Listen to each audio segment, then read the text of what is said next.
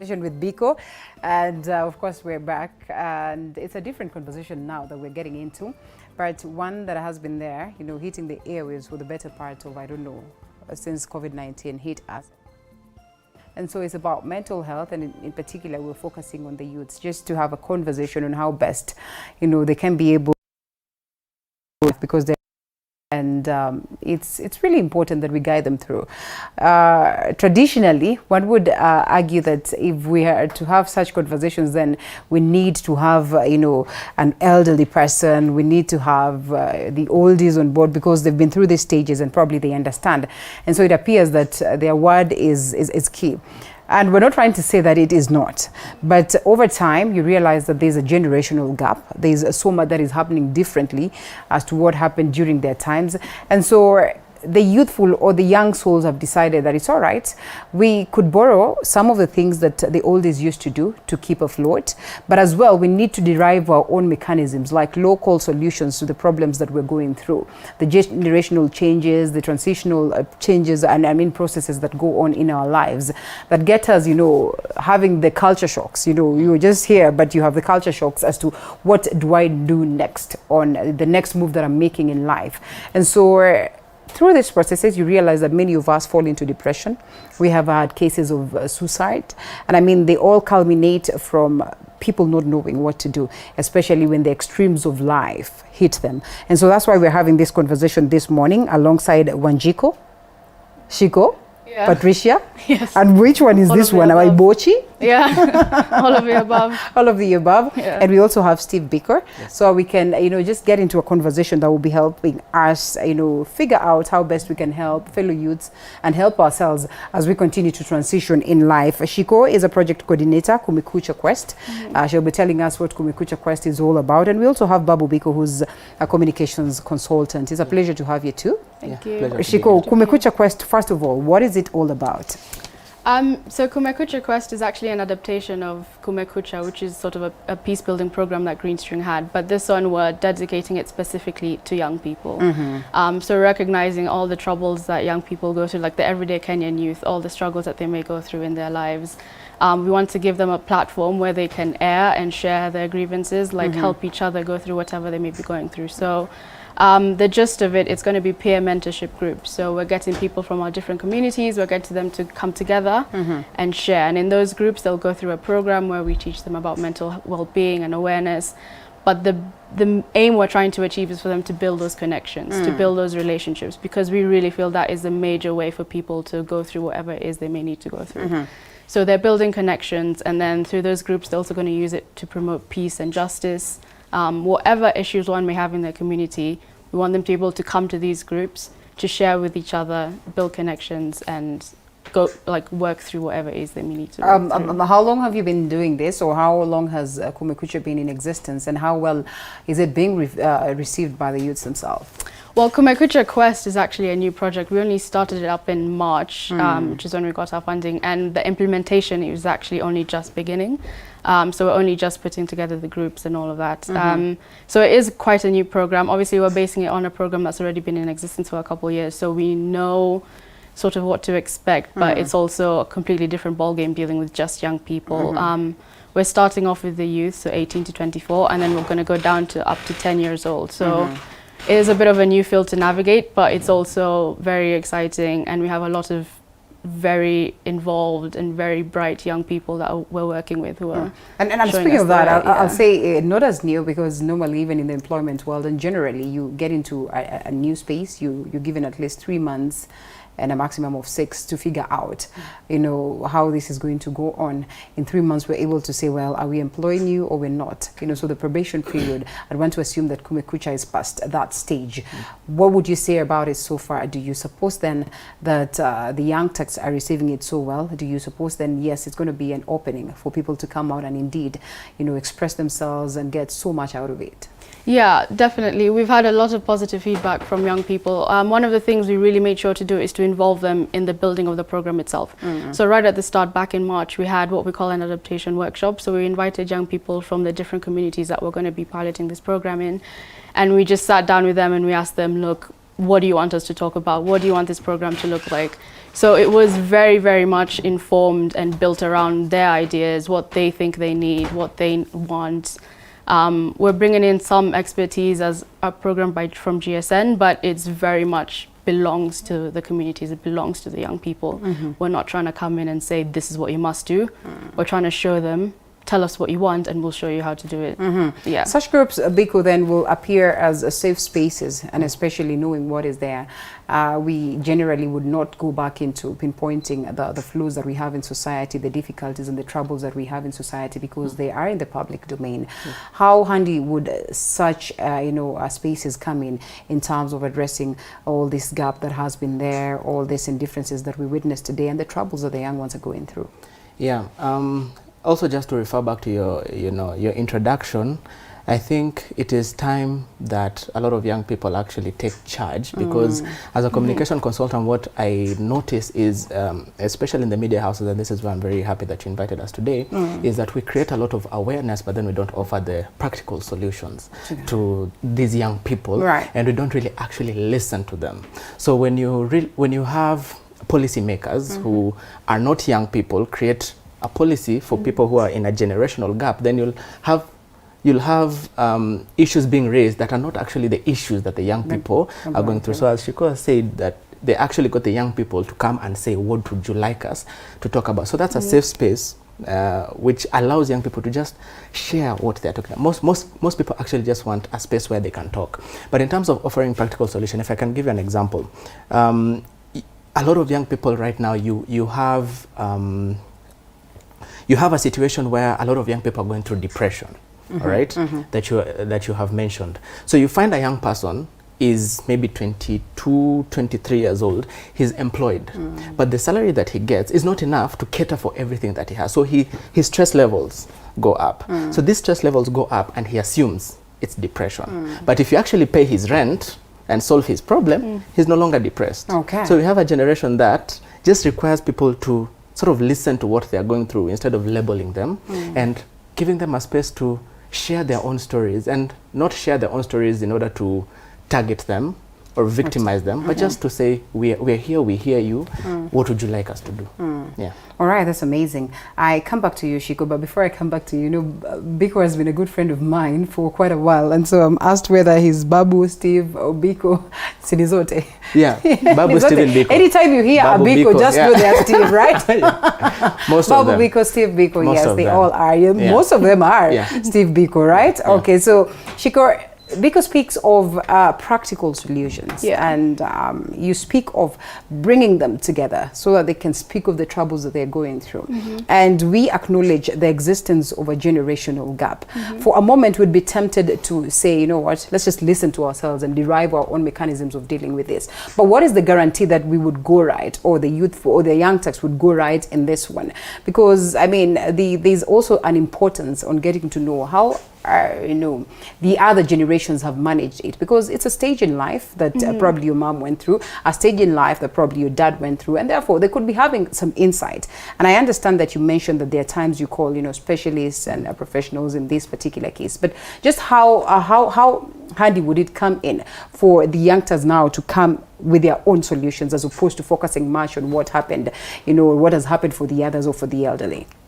I think something that we try to highlight in this program is let young people know what they need. Like, as adults, sometimes it's easy to say, I know what's best for you, let me deal with this, which in some cases might be right, but a lot of the times young people know what they need. And so even if you're not, you have to listen to them, because they will be able to explain to you, or you'll be able to gather from what they're telling you what it is they need. Even if they don't know what it is, they'll be able to explain to you what they're going through, and then maybe you can gather from what they're saying what they need. But at the end of the day, you need their voices. You can't just assume that this program is going to work for them if you haven't heard from them themselves. It needs to be very participatory, which is what we're trying to achieve. All right, now let's talk of dealing with stresses. Let's talk about dealing with the traumas of life, the past traumas and all that. Let's talk about what it is that they go, the transitional troubles that they go through, and relate it to the cases of mental health that we have today, hugely projected,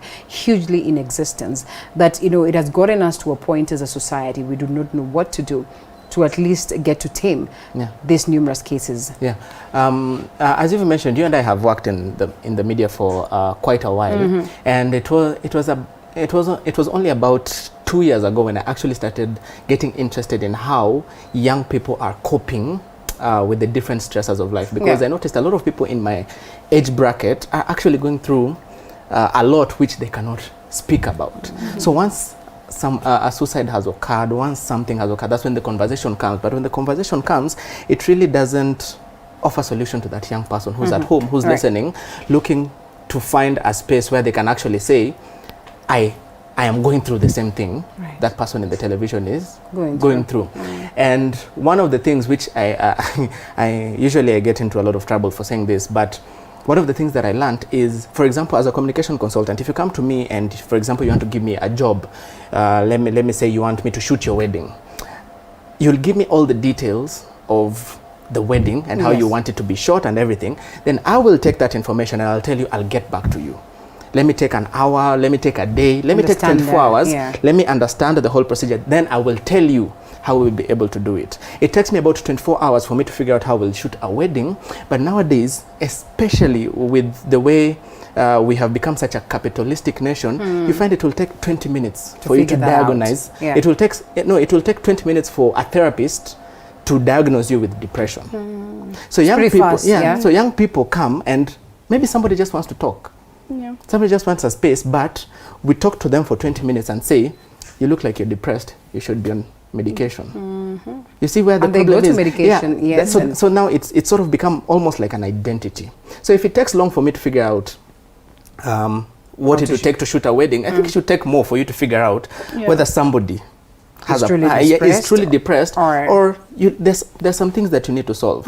We have conversation where young people actually know. Right now I'm working in the mental health space, and they text me and they tell me, hey Biko, the way I'm feeling, I think it's this, and they write a whole paragraph. So what do? I refer them to a clinical psychologist. The clinical psychologist comes back and tells me, that person wasn't depressed, that person just needed money. That person just needed food.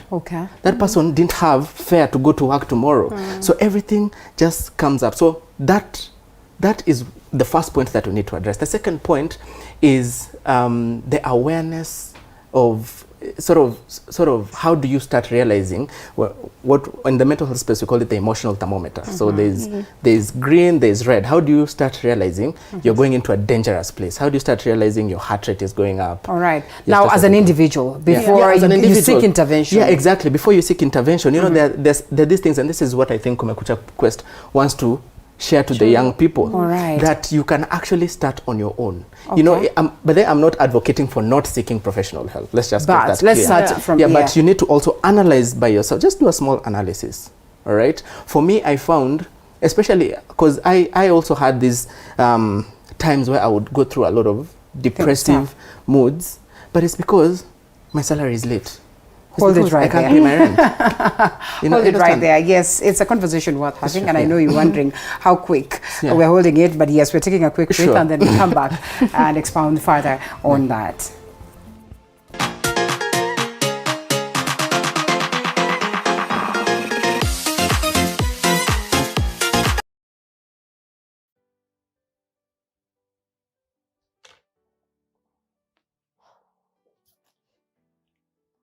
Oh, hi guys. Sorry, you found me 5 minutes before I started recording, but anyway, so most of you have been asking me why I started Lady CLC 19 with Joy Rongo. I have also had my own share of pain. I know how it feels to want to give up. This is basically here to speak hope and inspire somebody who's going through a rough patch, to tell them that they can turn their pain into power. Our guests are normally here to share their experiences so that you can know somebody else did it, so you can also come out of it stronger and better. Let me go to my recording, and remember to always stay tuned every Saturday at 8:30 p.m.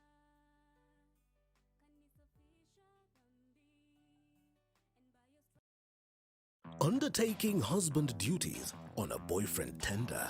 Guys, with bromance, do you share your woman with the bro? Have a sister, give me your sister. I show you how these things are done. So you go release and be like, Men supporting each other, not only financially, but also socially. Don't mingle with women you can't deal with. Is there really a formula for dating and marriage? Some men are procreational, some men are recreational.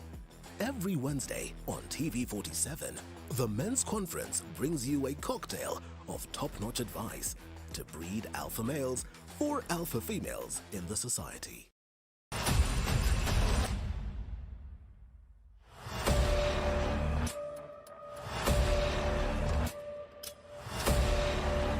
Tunaweza tumeite nje tutresi hiyo do.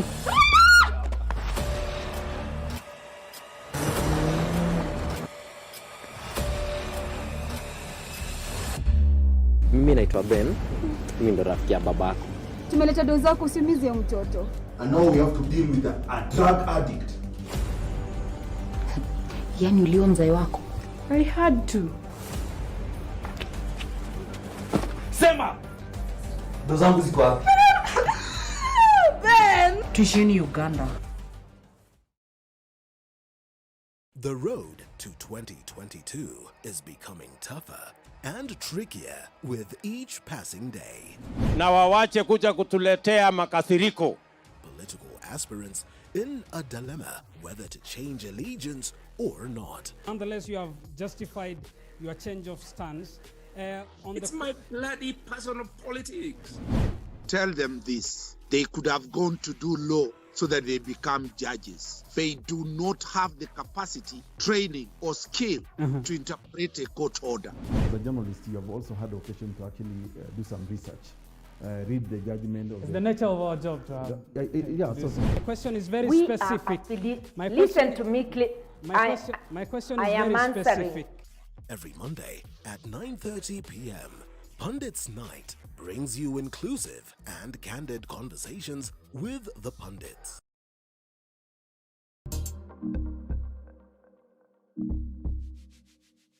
It just doesn't land on your plate. It takes hard work. They require highly skilled labor. Time. 8 months, and that means you have given it a lot of care, a lot of time. And resources. What we're trying to people is that resilience doesn't mean I'm never going to feel down, I'm on top of the world all the time. Resilience just means that ability to bounce back. Like, yes, I've gone through a hard time, but I have the tools that I know I need to pull me through it. Yes, I may have, I may not be feeling so strong right now, but that's okay. I have my friends, I have my family, I know how I'm feeling, and I know how I can begin to make myself feel better. So we're not trying to tell people that this is a group where you're coming and you'll be perfect for the rest of your life, you'll never ever feel anything bad again.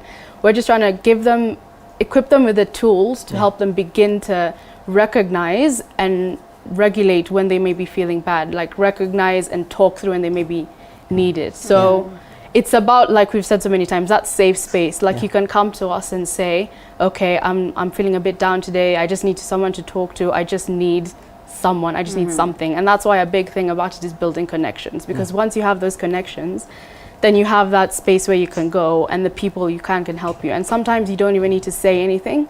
If you're just in the presence of these people, you know you're safe. And that's a big, big, big, powerful thing that doesn't have to be some major, you know, you don't have to learn the DSM to help yourself feel better. Okay, so Biko, we cut you short while you were telling us your story, and I agree that there are times where, you know, you just go and share your story and somebody else is like, I'm not even going through half of this, so I'm actually in a better position. And sometimes it helps them so much in terms of, you know, finding the remedy and finding peace, you know, with the troubles that they've gone through. As you continue to share your story, you also, you know, during the break, sometimes we'll always extend the conversation, say that nowadays it appears like it's cool to be stressed out. And it's true, because I have had conversation with youngsters and, you know, they tell you, oh, I feel like committing suicide, or I have actually attempted it. And sometimes you look at them and you're thinking, you're too young to go through. Well, based on the experiences that we've had ourselves, which I know is wrong, we can't judge based on that. But sometimes you listen to what has triggered that thought, what has triggered that move or that action. And this is why I say that we are young people and we hold space for these young people. But of course, there's somebody can share, and you feel this is a bit too heavy. So we're not saying that we are removing, we are young people and we have all the solutions. So I can refer back to a clinical psychologist and say, this case is a bit too, like we've tried to share, but this one, I feel, why don't you have a look at this case and then help them. But the key point here that I want to just bring out is when we have, I think if I'm not wrong, there's a lady called Nakita Valerio who said, we are now shouting self-care at people who need community care. Okay. All right? So we need to sort of create community healing, because we've become such an individualistic nation where we feel our problem is the biggest and our problem is the most important, and what I need is the most important right now, it's the most urgent. But if you can create a sense of community where people can actually share their stories, that will, you actually have no idea the kind of impact that has. Just sharing your story with somebody else, it's basically a way of saying, we are going through this journey together. I have sat in places, if I may give an example, I've sat in facilitation rooms of, for example, teachers. Okay, and these teachers share stories that if I tell you, you will not believe your teachers go through this. Okay. All right? But these teachers also need the safe spaces. So if teachers need safe spaces, police need safe spaces, human rights defenders need safe spaces, then young people as well also need that safe space where they can just meet as young people and say, this is what I'm going through today. And they offer the solutions. We may not offer practical solutions like, say, give you rent money for that, but the fact that you talk about it, trust me, it goes a very long way. It goes a very long way in sort of finding your identity.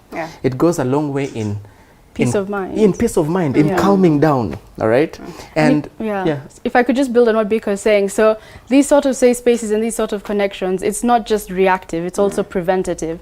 If someone grows up in that environment where they know, if I have a problem, I can go to this person. I know I have a safe space in my community or in my wider community or wherever, that my problems are not treated, but they're addressed, like at least like they're recognized.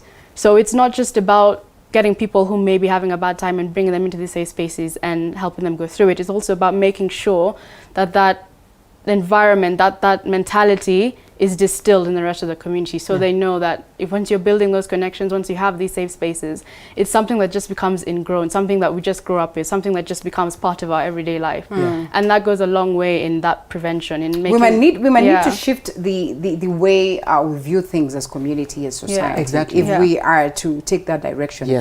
And let's face it, I like this generation because, well, sometimes it's really not a big deal. We all are doing so much and everything is going on. And so it's not like the generation where, you know, it was a big deal when you come and share something that appeared to be personal, and that would be used to victimize you, that would be used to backbite you, that would be used to, you know, to make you feel less of a human being. So as we speak of people coming out to speak and letting out their anger and letting out their frustrations, you know, in the presence of the community or the people that they interact with. I mean, there are instances where, well, by sheer bad luck, one would want to take that and you know, use it against you. How do you build the confidence of a person who's opened up to the community, has opened up to the society, has opened up to a friend, has opened up, you know, in the presence of the people who are in this safe space, and it has been used against them? How do you get them back to? Let me share this. There's a Nigerian author called Ben Okri who said that if you want to poison a nation, poison its stories. All right. So every story that we've been told, especially in our young generation, is we can't solve our own problems. Every time politicians speak, they say youths are the future.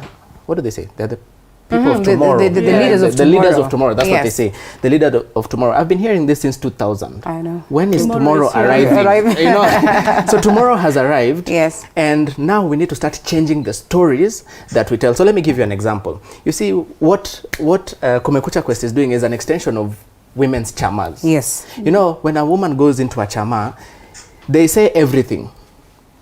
This has been disturbing me. Oh, my children, oh, school fees are done. They come out of there, they've solved. When a man, you see a man leaves home. They don't talk. A man don't talk, but they also have their own places where, a man goes, says, I'm going to eat nyama choma with the boys. It's not an official therapy session, but when they talk, this guy is watching a football game. They talk about it, there's therapy, he argues, he does everything. When he's back home, he's He's calm. So this is sort of just how do you call it, a professionalized kind of space. And before people, I think, go into these spaces, there's a lot of confidentiality that has to go into it. There is a lot of vetting, if I may put it that way. You can't just tell people these are the kind of, there has to be rules. There has to be house rules of if you're having small groups of 14 people, you have to make rules, and there has to be repercussions for breaking those rules, so that everybody has that safe space. And of course, human beings, not everybody will share their story in the first day. Not everybody will share their story the whole session, every session that you hold, but eventually they will talk. And even if they don't talk, they still come out of their feeling, I'm not alone. And that's you know, feeling like you're going through something with somebody actually helps people a lot. So this poisoning of I have to do this on my own, I have to do, it's such a poisonous story. And the reason why a lot of people and a lot of young people go through this is because they have been taught, for example, if I need help, I should not ask for help. The reason why I'm not asking for help is so that when I get it, msiniulize. Don't ask for help. That's such a selfish approach. And this is what I'm saying, community needs to be involved. If we focus too much on individual, we might lose it. All right. And as we build resilience, as we learn of all this, as we open up and we soften our hearts towards, you know, speaking of our experiences, there is probably that need to increase the understanding on mental health, the understanding on the pressures of life, the stresses of life, the transitional problems or spaces that people go through. Now you from this phase to this phase of life, you need to appear this way, you need to behave this way, you need to carry yourself in this manner and all that. I mean, how important is that? That it's all right, I can come here and speak of my troubles and everything, but above everything, I have background knowledge of what mental health is all about. I have background knowledge of understanding that, you know, this could be appear to me as though it's trouble, but in real sense it's not trouble. It's just a phase that I can easily go through. Yeah, so that is one of the things that we cover through these mentorship groups, is giving people that knowledge, that background knowledge. It's not, like I said, something very complicated. A lot of what we teach is just very basic tools that people can use to recognize their own mental states, to regulate their own mental states. So Biko talked about the emotional thermometer. That's one of the things we use in our sessions to help people understand like how they're feeling, where they need to be, what they can do to help them get where they need to be, and that sort of stuff. We teach them well-being practices, you know, meditation, controlled breathing, that sort of stuff. So it's not like some complicated thing that you'll need a degree to come and understand. We're breaking it down into very simple things that anyone at any level can understand. And what we do is we tailor the message, we tailor the teaching to the groups that we're teaching it to. So for example, how we'll teach the 10 to 17-year-olds or the 10 to 12-year-olds is not how we'll teach the 18-year-olds, because 10-year-olds can only understand so much. They have a different concept of understanding. So it's very, very tailored to who we're teaching, but it's also very broken down. We use a lot of creative avenues, we use a lot of stories, paintings, images, so that anyone can understand. You don't have to have, you know, a massive educational background. It's distilled into a format that... What are the most practical skills that can be incorporated in this case? And I'm glad that you said that, because I'll tell you, I don't want to say concentration span, but, you know, what is this word that I need to use, you know, especially for the young cats? It's concentration span, man. You don't just keep me there and tell me stories. For 2 hours, it just unless there's a girl that I'm eyeing in the crew, there's really nothing that is going to bring me there. If it's not something that, you know, is going to engage me, you know, something that appears like would bring value to me and all that. So a lot of it is, like I said, we use a lot of stories and we use a lot of paintings and examples. So we're not teaching through lectures. It's not sit down for 2 hours, let me tell you what this is. We tell stories, we use that to teach. We get people to give feedback on the stories, we ask questions, so it's very interactive. But then we also use a lot of energizers, we use a lot of well-being and embodied practices. So it's not like a classroom, you know, it's just people chatting. And that's what makes it more engaging, is we're not here sitting talking at you for, you know, however long. We're talking together. And if I may just add on to that, in terms of the stories, what we do with the stories is we tell the stories up to some point. All right. So as a communication consultant, you want to get the people to tell you how the story ends. All right. If they can get you to tell how the story ends, they get to reflect on their own what actions that they should take. So these stories could be simple stories like the lion and the hare. and you use that story to teach about forgiveness. It could be a story about twins who are being chased out of a forest. These are stories that are actually in use in the curriculum. Twins that are being chased away. A lot of folktales in a forest that you can use to also teach about forgiveness. There is a story about a market basket, which teaches you how do you seal your market basket. If you go to the market with a bag that has so many holes, what exactly are you carrying? Everything you put in that bag will drop. So how is that a reflection of you? So you get young people to just think, wait, by the way, what am I doing? There's so many things that I'm doing that are affecting me. If I may give the example that I initially took, like the guy who's lacking rent, it could be because he's using it all on alcohol. Okay. So his basket is torn. It could be he doesn't know how to budget. He doesn't know how to fix his bag, sort of sew it back together. So that is what we try to bring out in your mind, for you to just reflect on your own and come to your own conclusion. And that's why it really doesn't require a lot of complex mechanisms or 2-hour lectures and everything. So it's just short sessions. In all this, we keep saying, speak out, especially to the men. And the boy child is not known to be so open in terms of speaking out their troubles, because they are wired and they are trained to be, be a man. Keep it real, and keep it to yourself and all that. Interestingly, you find that even the oldies are the ones that are speaking out now more, because now they go to these places where they drink and then they realize that, oh, actually he's going through that, and then they open up and all that. But in most cases, you find that they just want to keep it to themselves. And even when there are others who've come and shared, and it appears like, well, this is a space that I can speak of this, there are others that just opt to keep it to themselves. Maybe those are the cases that now end up in suicide and all this and everything. How easy is it to soften their hearts? And I know you've said that there are a couple of other things that you actually do there, and I mean things that are enticing enough to get someone to speak out. But I mean, how do you look out for this one that is a little bit of a hard nut to crack? I think with people like that, most of the times it just comes with time.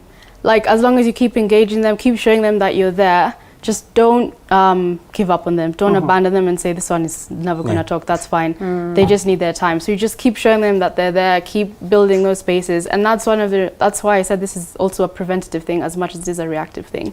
Like that person who's keeping to themselves, who's not saying anything, who's trying to solve it all on their own, might be the person that ends up getting severe depression, and might be the person that ends up, God forbid, killing themselves. So this is why, if they have that space, at least before it gets to that point, we can pinpoint it, we can start to address it. So it's just keeping up those connections, keeping up those safe spaces, letting it build into something that's ingrained into the community. And then people who are growing up in that community where they know this is a safe space and I can speak, that starts to start to get away. You ideally, in theoretically, you'll no longer have that mentality of, I have to keep this to myself, no one's going to understand, because you've grown up and you've seen everyone else talking, so that just becomes what you know. And that is the overall, the long-term goal, is to build communities that have these spaces built into them, who are, that's just naturally what they're going into, and that will help.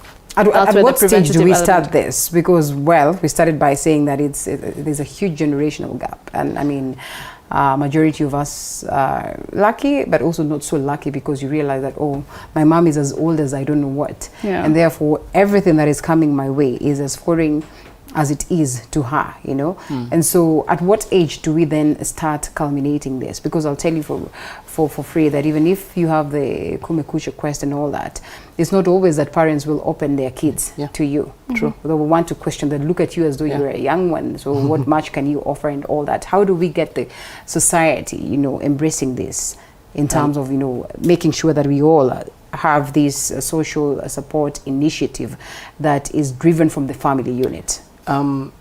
Let me share that. You see, in terms of even if we keep saying that there's a generational gap, I think it's essential that we also learn from them. So there's a lot of indigenous practices that we used to do as Africans that used to help young people, that a lot of it has become very westernized. Let me put it that way. So, for example, let me give an example. I don't know whether you know, one of the most stressful times for a man is when they're going to take a girl from another family. Have they you want done to marry. that? Yes, I have. Actually, that was one of the most stressful times of was it? That was very stressful. Okay. So what happened is, actually my father, my uncles, they all came in to help me because I was actually spiraling out of control. Okay. Because it is, trust me, this is one of the most stressful parts. So they sort of come in and they tell you this is exactly how we used to do it. Don't worry, we will take care of this. So if I want to struggle and do it on my own, it doesn't work. I'll spiral out of control. But if you actually look at them and say, please, how do I do this? They're actually ready to sit down and help. So what happens is, when we now transfer it to the young people, a lot of young kids right now, 3, 4 years, 5 years old, if you listen to how they talk, it's very toxic. It's very toxic because the environment with which they're growing up in is already toxic. So what happens is, by the time they reach 13, they already can fight. They already can insult you. They already are in survival mode. That's true. Everybody is sort of living in survival mode. So as a young person who has been helped by my father and my uncle, it's my responsibility to make sure that this young boy has a person who tells them, I believe in you. You want to be a pilot? I believe in you. Right. You want to do this? I believe in you. Sort of start at a very young age. I think Kumekucha starts around 10, if I'm not wrong. From 10. You start around 10, because by the time somebody gets to 20, if you look at the statistics, most of the most depressed people in this country are between 20 and 35. If you actually, That's the truth, it's 20 and 35. Right. So if you start trying to solve it by the time they reach 20, You need to start young. Yeah, you need to start early. you really need to start equipping them Early now. as early as possible, as Right. early as young person, so that when they are young, something as simple as telling a child, I believe in you, does a lot. Right. Yeah. That simple sentence will do a lot. That child has a safe space. But unfortunately now, we can't have 100% rollover. Yeah. Like we can't have 100% success. In this. But the little success that we have is going to help a lot. And the good thing with especially the work that we do is that once somebody goes through it, they never keep quiet with it. Yeah. They will make sure somebody else has gone through. They will share the Spread the resource as message. much as possible. It doesn't matter to who. They will share the resource they will share the resource to make sure that the next person does not suffer the way they suffered. Yeah. All right. And in all these angles of learning, you also are going through your troubles, yeah? And probably using the same mechanisms to address the same. God forbid you said this, that it doesn't get to levels of suicide. But in the event that it does, in the event that within the Kumekucha quest, such an occurrence plays out, and not suicide, but something that appears to be extreme, what next? Yeah, so like as Bika is saying, we're not trying to discount the medical field. We're not trying to say that all of that doesn't work. We're just trying to say that not everybody needs that level of intervention. Okay. In Kenya, we have a mentality, we tend to sort of think hospitality. You know, as soon as someone says, oh, I'm feeling a bit down, depressed, go get some medicine. But that's not always the case. And in fact, a lot of the times, it's a very small percentage of people that's the case. So in as much as we're trying to build that community care, we're trying to build those community solutions to mental well-being. Obviously, we do recognize there are some people who would need those higher up interventions, who would need professional help. And so we're not trying to say that doesn't happen, that we don't, you know, we're not discounting it. We do have like our referral networks. So like if we do have someone come into us that we see this person needs a bit more help, we have referral networks that we can pass them on to, that we can help them with, while still, if they're able to, engage them in the interventions and engage them in those community so it's a two-way street, you know, both interventions are important. Right. What we're trying to say is community is just as important as professional, if not more, because for most people, this is the space in which it can be dealt with. They don't need hospitals, they don't need medicine. Yeah, if we just build that up, a lot of the times that is the most effective way to deal with things. Yeah. Biko, are you confident that this is going to reverse, the troubles that we've had? We're going to make gains out of coming up with initiatives like this?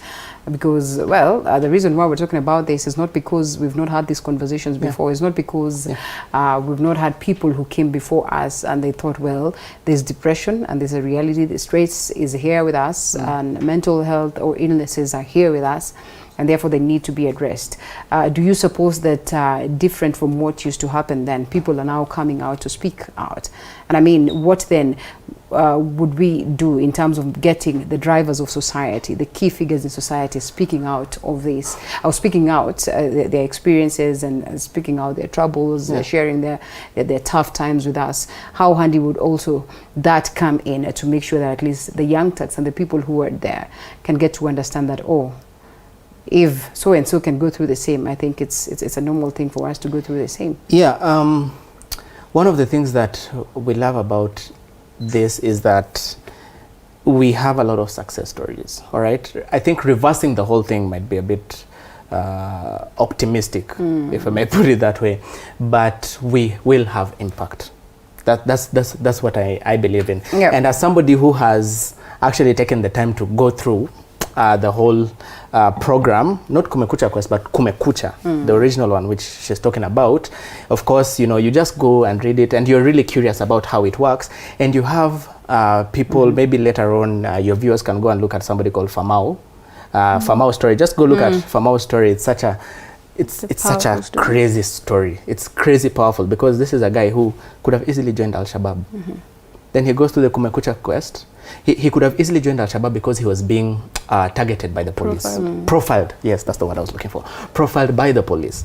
And he goes to the program, and now he's helping police with their mental health. That's the kind of impact that I think we should have. So what we do is, I mean, each group has about 14 people, but we will grow. We will grow. We start with 14. Those 14 are trained. The next time we have another Nini, we train another. They train another lot. It's just a network that keeps growing and growing and growing. And these are people, these are skills which I think should be taught as basic life skills.